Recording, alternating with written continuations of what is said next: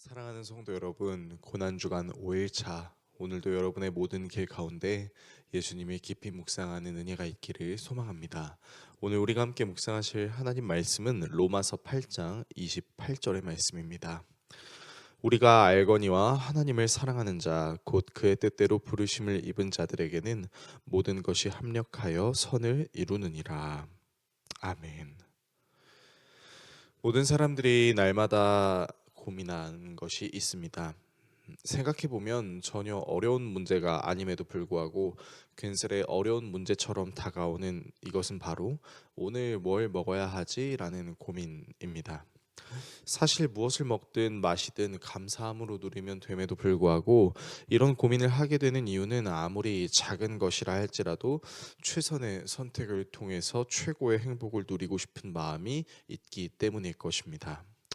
단순히 먹는 것을 예로 들긴 했지만 인간이 살아내는 모든 인생길 가운데는 마치 양 갈래로 펼쳐진 길 가운데서 어떤 길을 가야 하는가에 대한 선택의 고민을 마주하는 경우, 이 경우가 상당히 많다라는 것이죠.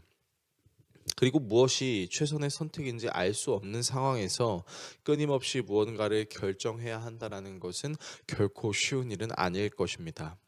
차라리 운전에도 내비게이션이 있는 것처럼 인생에도 내비게이션이 있어서 내비게이션이 시키는 대로 살고 싶다라는 생각이 들 때도 있습니다. 어렸을 적에는 어른들이 시키는 대로 사는 것이 그렇게 싫었는데 어른이 되고 나니 시키는 대로 사는 것이 얼마나 마음이 편한 일이었는지를 생각할 수 있는 것처럼 말이죠. 아마도 많은 사람들이 이런 고민을 하게 되는 이유 중 하나는 고민 끝에 내린 결정이 자기 자신을 정말로 힘들게 하는 상황을 만나버리게 되는 원인이 되는 경우도 있기 때문일 것입니다. 이를테면 오래 고민하고 큰 마음을 먹고 사업을 하기로 결정했는데 사업장을 열고 난 다음에 팬데믹 상황이 찾아온 것입니다. 매출이 전혀 나오지 않고 빚만 잔뜩 늘어가다가 결국은 사업장을 정리하게 되면 왜 내가 그때 사업을 하겠다고 해서 라는 생각이 들 수 있고 망해버린 사업은 인생에 두고두고 남을 수 있는 상처가 될 수 있기 때문입니다. 그래서 보통 어떤 선택을 내려야 할지 모르는 상황에서 하나님을 믿는 사람들이 자주 사용하는 표현이 있다면 아마도 그 말은 하나님께 맡긴다라는 말이 될 수 있을 것입니다. 왜냐하면 내가 어떤 선택을 내리든 하나님께서 그 모든 것을 합력하여 선을 이루신다라는 오늘 우리가 읽은 말씀이 있기 때문이죠. 그렇다면 모든 것이 합력하여 선을 이룬다라는 말의 의미는 무엇일까요? 아이러니하게도 우리는 이 말을 지금 당장은 참 힘들어도 나중에는 잘 될 것이다라는 것을 증명하는 말씀처럼 생각하는 경우가 많습니다. 물론 그렇게 될 수만 있다면 지금의 고통이 있다 하더라도 참아낼 수 있고 또 실제로 그렇게 되는 경우도 있을 수 있지만 만약 모든 사람들이 결국 다 잘 되는 삶을 사는 것이라면 여전히 이 땅에서 자신의 선택으로 인해 고통을 받고 있는 사람들의 삶을 설명할 수 있는 방법은 없을 것입니다. 따라서 모든 것이 합력하여 선을 이룬다는 이 말씀이 그저 결국에 다 잘 된다라는 식으로 해석을 해버린다면 오히려 그것은 하나님께 더 실망하게 될 수 있는 근거가 될 수도 있을 것입니다. 성경은 의도적으로 형통이라는 단어를 인생사가 잘 풀린다는 용도로는 사용하지 않습니다. 형통의 대표적인 인물이 있다면 여러분이 잘 알고 계시는 요셉이 있을 것입니다. 그 이유는 성경이 의도적으로 요셉의 삶에 형통이라는 단어를 사용하고 있기 때문인데요. 아이러니한 것은 요셉이 형통한 순간들은 그가 잘 되고 있는 상황들은 아니었던 것으로 보입니다.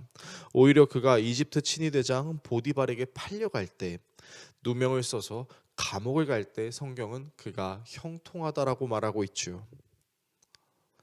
그 시간들은 어쩌면 고통스러운 시간일지 몰라도 그 이면에는 하나님께서 요셉에게 보여주신 꿈의 내용을 현실로 만드시기 위한 과정이었습니다.